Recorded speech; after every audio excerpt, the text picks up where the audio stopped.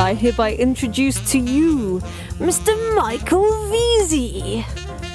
Let's get on to one or two final questions, which is, having got a product and having sourced the product, how on earth do I launch it these days on Amazon now? And I know that you sold a business a while ago and that tactically there may be a couple of things you haven't done in the last few months, but broadly speaking, what is the right way to launch a product on Amazon these days? Oh man.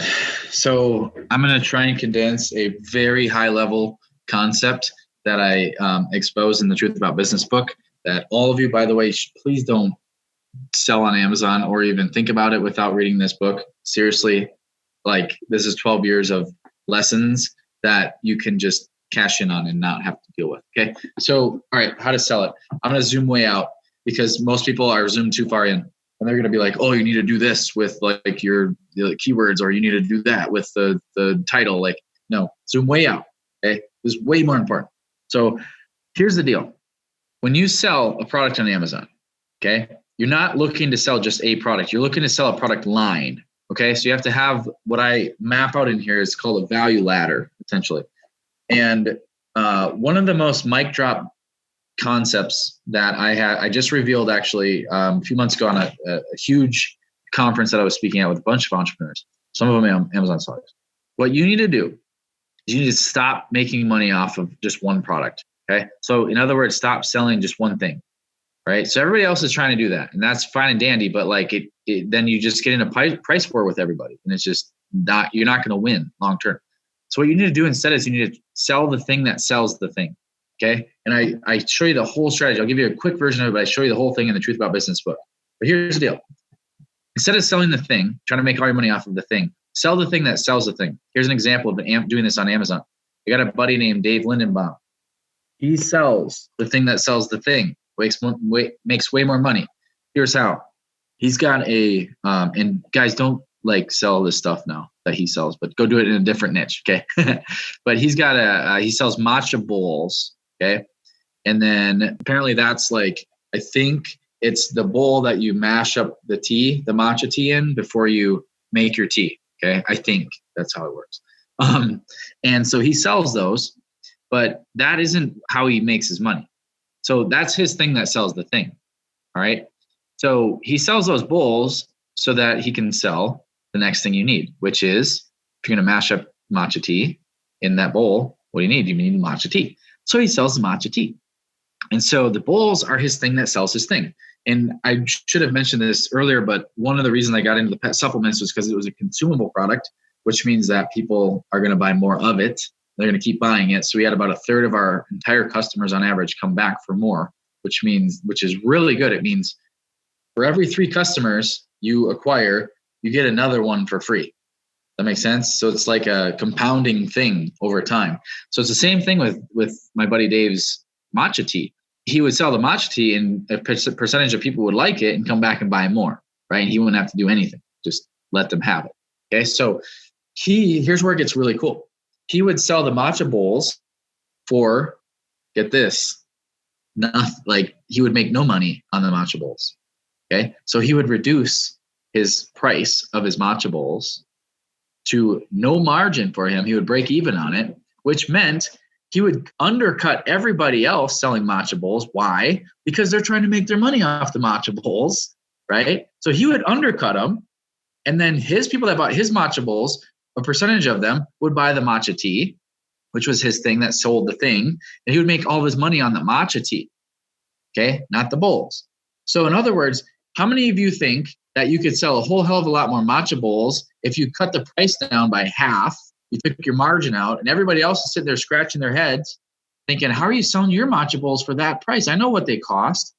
You're not making any money. How are you doing this? Well, play the game or get played. Okay, I show you how to in the Truth About Business book, but I'll give you a little glimpse there. So sell the thing that sells the thing. When I had my pet supplements, I did the same thing. I had a little trial package, okay, that I sold for cost. Or our bread and butter was selling our normal size 1 ounce and then getting people hooked on it.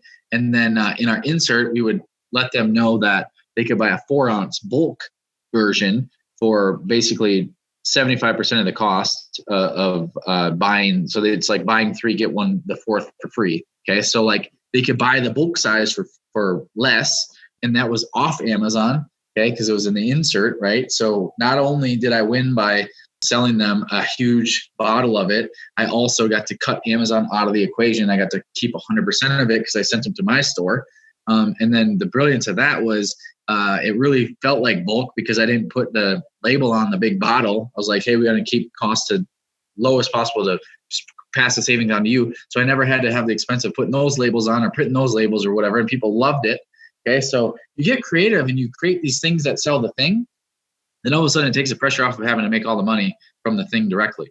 And then you can go and win the game just like Amazon does, just like Walmart does, just like Michael and I do. Wow, amazing. And when you say just like Michael and I do, I wouldn't say I'm doing that very well yet. I'm beginning to learn the art of that. I mean, it's early stages. The sad thing is, you know what, I've known about the theory of this. It's 2019 now. I think I was first taught the theory of this stuff, having a big back end and you know, breaking even or even paying up front in 2007. And sometimes that's how long it takes to go from having a nice theory that you know is really cool and you see other people using it to actually implementing it. So I'm kind of feeling both excited and a bit ashamed at the moment because I should know better. I haven't really been implementing this, but to be fair, again, it's a cultural thing, isn't it? The culture of Amazon sellers becomes very reinforcing, self-reinforcing with what Will Chernin calls the Amazon echo chamber, you know, the podcasts of which I'm one, I'm afraid, blog posts, Facebook groups, I also have one. You know, the masterminds that we chat to each other in, and I'm part of that as well. But the truth is that there seems to be, for some reason, an obsession amongst Amazon sellers who are otherwise, you know, I'm talking super smart people. I'm not talking about newbies or people who don't have analytical or business skills. But there's still an obsession with each product works in isolation to make a certain gross margin in and of itself. And that's all everyone obsesses with. And I couldn't agree more that actually, if you can just change one thing about that, it just means that everyone else is sitting there scratching their heads because you can't reverse engineer the business model from a Jungle Scout or Helium 10 or Viral Launch or whatever your favorite tool is. Just looking at the individual products. And that immediately means that you're screening your business model from everybody else, whereas everybody else's business model is basically transparent to everyone else, right? And so I really think that's smart. I mean, tell me a bit more about the nuts and bolts of this. I mean, how did the numbers tend to stack up for you with the supplements or with, you know, I guess with Dave, you need to be careful with revealing stuff, but how does that look in practice compared to a sort of product by product approach? Yeah, it's so good you bring that up because and here's the thing, guys that are listening, guys and girls out there, like no one talks about this. They don't. And it's not your fault if you didn't hear about this or if it's like a huge light bulb moment. And this is just scratching the surface. You'll get the rest in the Truth About Business book, but all those big box course sellers, program sellers that teach you how to make billions on Amazon, they don't talk about this because they don't do it. Right? Like they make this one size fits all equation that Michael was suggesting where it's like they get you to believe you have to have this margin or don't do it. No, that's not how business works. Okay. It's math. And it's like I'll just give you the general rule. Okay. On the math, on the numbers, on the front end, whatever your like front end product is, your thing that sells the thing my rule is it has to break even at least. Ideally, you're profitable. A lot of times you can be profitable on the front, but if you can acquire a customer essentially for free, meaning you break even on it. Okay. So if Dave sells his matcha bowls at break even and he's acquiring a customer for free, then it's just math. And it's a matter of converting as many of those people into buying the next thing as possible, because the next thing is complete margin. It's complete profit for you. Okay. Because you've already spent the money to acquire them. So there's various ways you can get them to buy, you know, the next thing. But at the end of the day, it's a math equation. It's figuring out, okay, I spent $0 to acquire this person as a customer because I broke even. And then 25% of the people that bought this thing, my thing that sells the thing, bought my next thing. That means that 25% of all people that come in and buy my thing are going to buy my other thing where all my money's made. So that's how you can forecast how much money your thing's going to make. And then you just work to deploy campaigns that get that conversion rate as high as possible so that as many people as possible are buying the next thing from the first thing. Okay, so just generally speaking, make little to no money on your front end thing so that you can scale the heck out of that. It's got to be highly scalable, by the way, meaning you can get a lot of units of it. You're not going to break stuff if you keep selling a crap ton of them. And then your next thing, or your thing that sells the thing that you've acquired a customer to then sell them the next thing, that's where all your margin is made.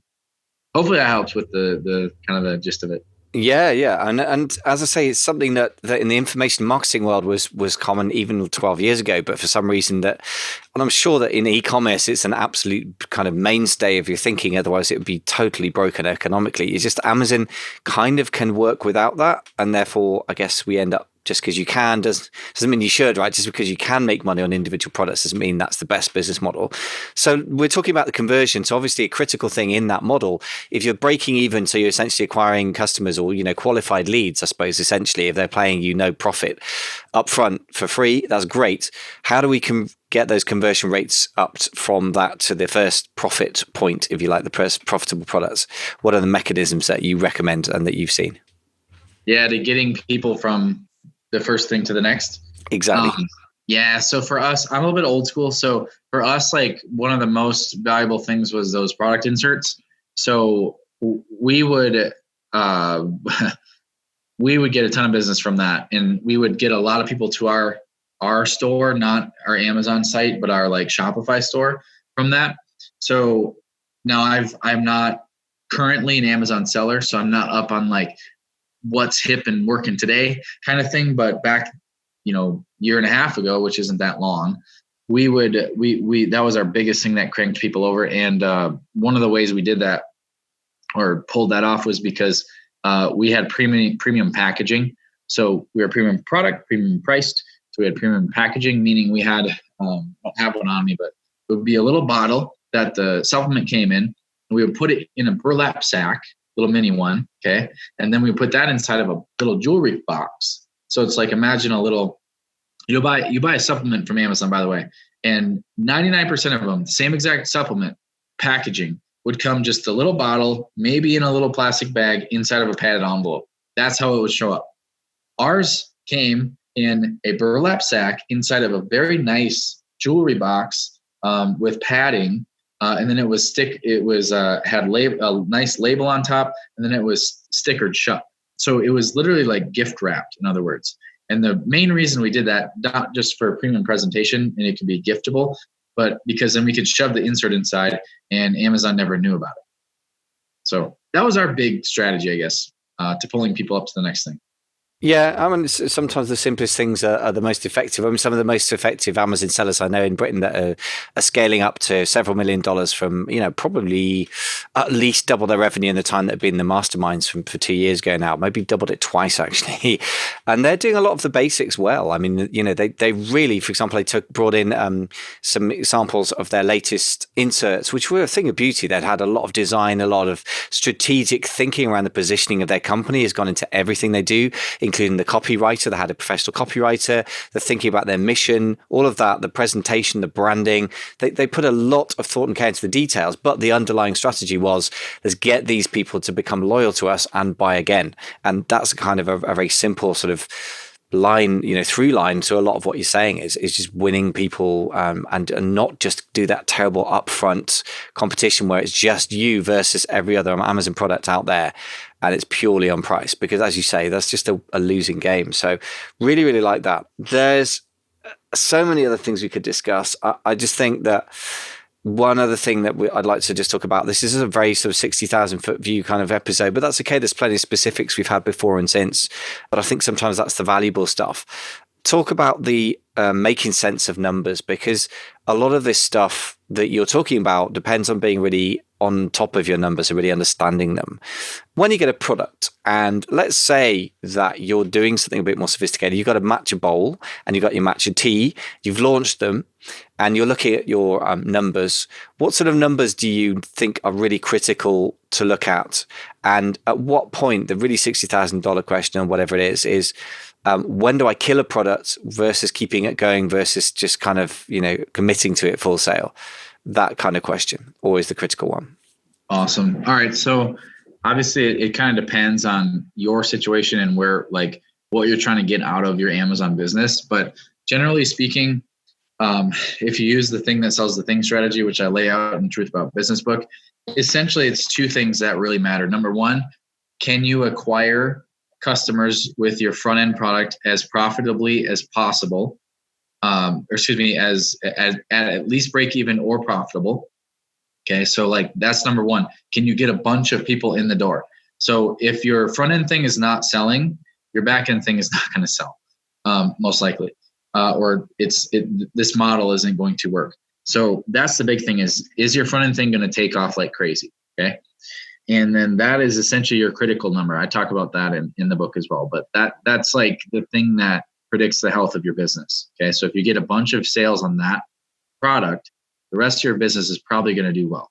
Now, here's the second critical thing is, are people ascending from your front end product into your next product or the next, your essentially back end product line? And that number needs to get as high as possible as well, the conversion rate. So if people aren't getting from your front thing to the back thing, that's also a problem. And if you obviously make steps and you spend time and you deploy campaigns the best you can to get people to ascend to the back, but they're just simply not, then maybe that's not going to work. You have to plug in a different product to the back end, or you might have to make a change, or you might have to, try something else. But those are the two big things to watch for in terms of numbers. And just kind of generally speaking, I mean, you should be able to do a lot of volume on your front end product. So like, depending on what niche you're in, that might mean 10 a day, that mean 100 a day, whatever that looks like. But then the back end of it, we really want to see, unless it's like consumable or something or high ticket or something, but you want to see 10 to 25%. That's where you want to be. Okay. And if you can't get there, then keep working to try and get there. And if you still can't get there, then it might have to make a change. Great. I'm making, as ever, detailed show notes. So folks, if you want to get the show notes, go to amazingfba.com/blog, which is the blog for the Amazing FBA podcast. Now, over 350 episodes and counting. Making a ton of notes here. Of course, if you're looking for written notes, I guess I'm writing furiously and trying to capture all the value we're discussing here. I'm really enjoying the conversation because I like the strategy level stuff because honestly, my view is that there's a few reasons why it's cool, but one of them is you get sick of talking about Amazon only strategies myself. It gets very samey, but guess what? If everyone else is talking about it, everyone else is doing it, and it's easy to copy that, right? Whereas this stuff, even if somebody's talking about it and they're implementing it, you can't just tell by running Jungle Scout on their listings. You can't reverse engineer this stuff without knowing pretty much everything about somebody's business. So I really love that from the defensibility point of view. But in the end, you know what? We've got a few basic concepts, but I'd love to hear a bit more about your book. So first of all, tell us how we get hold of it, because you've been teasing the book the whole way through. Very smart. You're a super salesman, just like the copywriter you are. And rightly so, because it sounds like it's got very cool stuff in it. So how do we get hold of this amazing book? Yeah. So unlike a lot of my other stuff, as you probably know, or I know you know, is really expensive. So I used to sell, still do, but I sell books for hundreds or thousands of dollars per copy because they're that valuable. This book is different. I've made it so that it's kind of more my legacy. And I want everybody to have a copy. So the last person that read it, I kid you not, they just tagged me or they messaged me this yesterday. And they said that it literally changed their DNA. They said that's how important this book was for them in their business. And I thought that was really cool. So if that's something you think that might be a good idea for you, you want more of this, then I would highly recommend getting a copy of the Truth About Business book. And Michael's going to have a link for you. But here's the good news. I made it so that everyone can get it. So most of my books are always hundreds or thousands, as I've said, per copy. This book, I've made a digital version for $1, literally. Okay, so guess what? Michael and I aren't getting rich off you. We just want to help you. So there's a digital version for $1. You can get started immediately, or there's a bundle which has the audio plus physical plus digital, rush shipping for only $27. Again, we don't make money off this bad boy. You will. And with that being said, Michael will have a link for you. And when you see what I put on page 37, a little bit naughty, I hope that's okay. But it's going to really blow you away. If you thought this was good, we're just getting started. So I highly recommend getting it if you don't hate money, if you don't hate really good stuff. Excellent. That's what I love about you, Dana. You're like shameless is probably the word, shameless salesman, but I mean, shameless is good. Why be ashamed of something if it's good? And certainly today's conversation just gives a flavor of the breadth of experience that you have to draw on. I mean, I think the fact that you've done lots of different business models means you're not obsessed with any single one. I think that's really helpful. And I love the blind bullet, see what's on page 37. I've trained up my VA to do blind bullets, the 3 shocking reasons why you shouldn't sell on Amazon, just to get people to click. It's all good fun and it's all part of the game and the enjoyment, I think, of business. I think it's so important to enjoy business and to have an X factor that other people don't. And I think you really exemplify both things. So Dana, great to have you back on the show. Really looking forward to reading your book. I've heard little bits of it. I've heard the audio book. I tried to listen to a bit before I came on. It certainly was very intriguing what I heard, but I'm looking forward to finishing it now and discovering just the truth about business. And by the way, if you want to get a copy, folks, as Dana said, it's very cheap products compared to everything else that Dana's normally offered. So it's not going to make either of us rich, but you can go to amazingfba.com/truth. I'll put a link there to whichever appropriate places you can get it from. And you can pick it up there. So Dana, just remains for me to say thanks so much for coming on to share the truth about business with the Amazing FBA audience.